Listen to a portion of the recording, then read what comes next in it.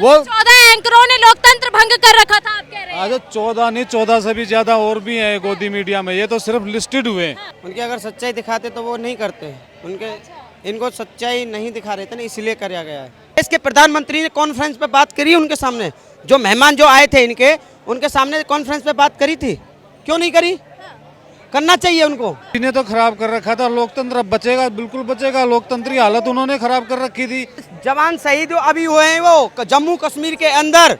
मैं आज पूछना चाहता हूँ, नरेंद्र मोदी जी उनके परिवार वालों से मिलने गए? आता है उसका लाओ ना, महंगाई की बात है, रोजगार की बात है, शिक्षा की बात है, सरकार विकास की बात करती है। मुझे ये 5 काम गिनवा दीजिए इनके। दर्शकों, इस वक्त मैं भारत की राजधानी दिल्ली के कनॉट प्लेस एरिया में मौजूद हूँ और इस वक्त मेरे साथ एक व्यक्ति मौजूद है। चर्चा का विषय रहने वाला है कि जो भारत के डेमोक्रेसी का 4th पिलर कहा जाता है, लोकतंत्र का चौथा स्तंभ मीडिया, उनमें 14 एंकरों को महागठबंधन इंडिया अलायंस के द्वारा, सो कॉल्ड इंडिया के द्वारा 14 एंकर जो है टीवी के, उनको बायकॉट कर दिया गया है। क्या यही है लोकतंत्र को इस प्रकार से साझा किया जा रहा है, इस प्रकार से सुरक्षित किया जा रहा है कि लोकतंत्र का चौथा स्तंभ ही इस तरह से बहाल करने की ओर है इंडिया अलायंस? क्या नाम है आपका?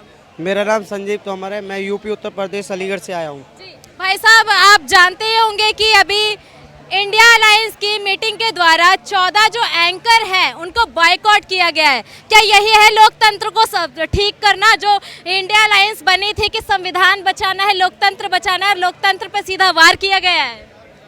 इनकी जो सच्चाई दिखाने थे ना, उनकी अगर सच्चाई दिखाते तो वो नहीं करते। उनके इनको सच्चाई नहीं दिखा रहे थे ना, इसलिए कराया गया है। कौन सच्चाई नहीं दिखा रहा था? ये जो एंकर जो मीडिया, जो बड़ी मीडिया है, उनको जो 14 नाम जो लिखे गए हैं, अच्छा, हाँ, जो सच्चाई दिखाते तो वो नहीं करते ना।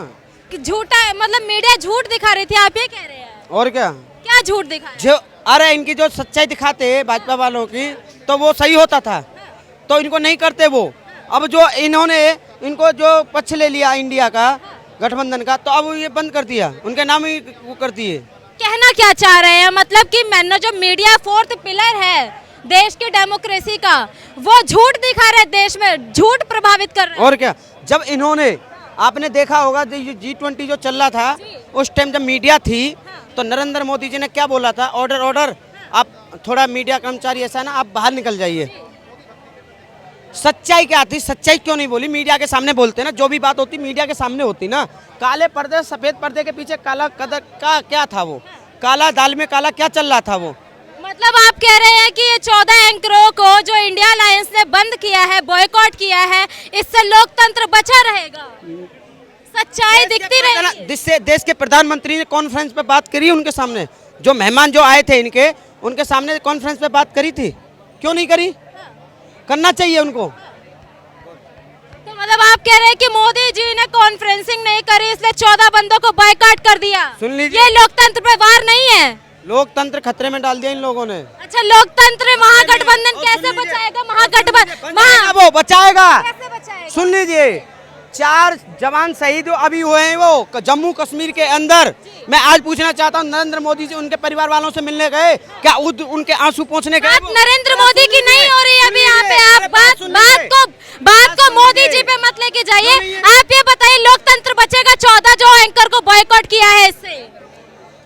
14 लोकतंत्र बचाना पड़ेगा इन लोगों को। लोकतंत्र कैसे बचेगा? चौथा पिलर डगमगा के बचाएंगे? इन्होंने 14 नाम लिखे, किसने खराब कर रखा था? उसी ने तो खराब कर रखा था। लोकतंत्र अब बचेगा? बिल्कुल बचेगा। लोकतंत्र की हालत उन्होंने खराब कर रखी थी। वो 14 एंकरों ने लोकतंत्र भंग कर रखा था, आप कह रहे हैं? आज 14 नहीं, 14 से भी ज्यादा और भी हैं गोदी मीडिया में, ये तो सिर्फ लिस्टेड हुए हैं। और भी लोग हैं दबे कुचले। 2 बार सुप्रीम कोर्ट संज्ञान ले चुका है और टिप्पणी कर चुका है।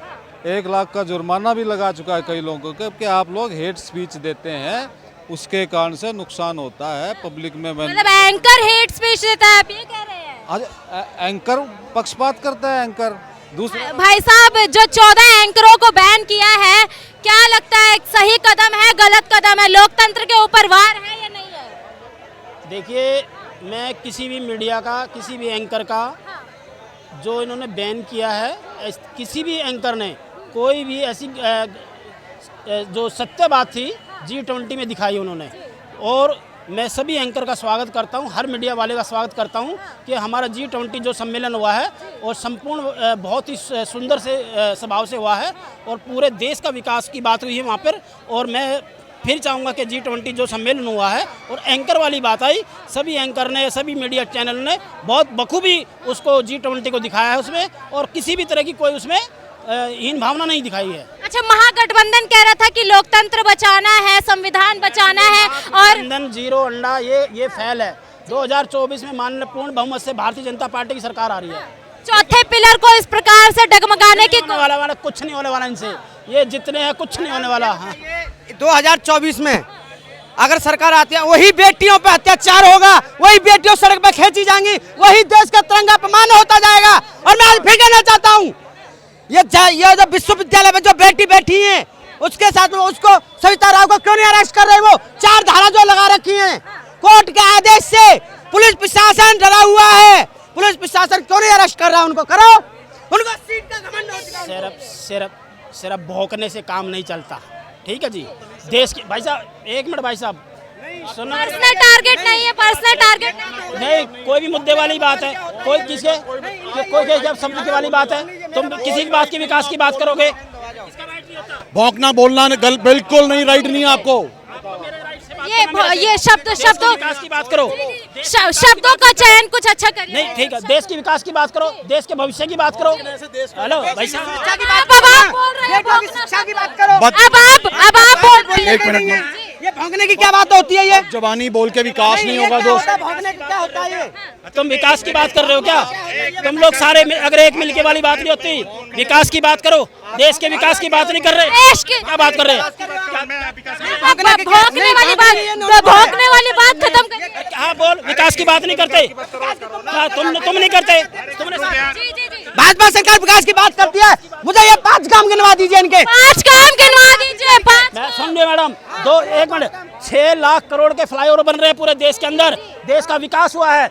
10 लाख माताओं बहनों को उज्ज्वला योजना के तहत सिलेंडर चूल्हा दिया है, देश का विकास हो रहा है।